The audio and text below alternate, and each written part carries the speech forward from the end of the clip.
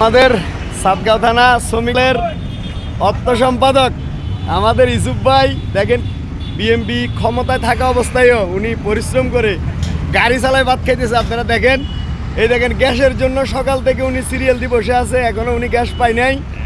তারপরে উনি নিজেকে গর্ববোধ করে, আমি বাংলার জাতীয়তাবাদী দল করি, শহীদ জিয়ার আদর্শে আমি দল করি, তারপরে আমি কোনো ছাদাবাজি করবো না। আরেকজন শাহজাহান, উনিও সানগাঁ থানা শ্রমিক দলের অন্যতম একজন নেতা, দায়িত্বশীল নেতা। ওনারা পরিশ্রম করে গাড়ি চালায় ভাত খায়, ওনারা কোনো খারাপ কোনো কর্মকাণ্ডে ওনারা জড়িত না।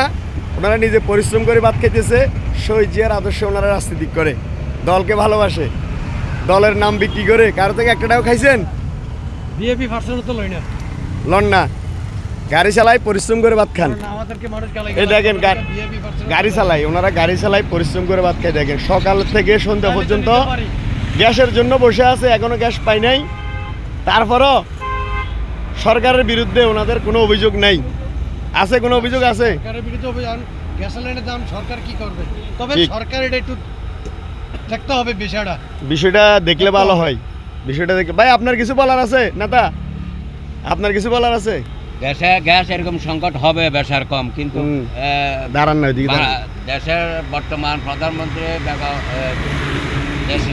দেশনায়ক তারেক রহমান দুঃসময়ের দিকে নজর রাখার বিশেষ জরুরি। মানে আপনাদের দাবি এটা তাড়াতাড়ি যেন এই সমস্যাটা সমাধান করে, এটাই আপনাদের দাবি? সমাধান করে অতি তাড়াতাড়ি, কারণ কষ্ট বেশি হচ্ছে মনে হয়। ভাই আপনার কিছু বলার আছে কি? কি বলা থাকবে ভাই, এখন তো এই সংকটের জন্য দামটাতে সারাদিন পরিশ্রম করতে হচ্ছে। মানে গ্যাসের সমস্যা। সকাল 7টা 7:30টার দিকে লাইন দিছে ওই সিএমবির মোড়ে, হয়তো ওই বাসিঙ্গেল মোড়ে।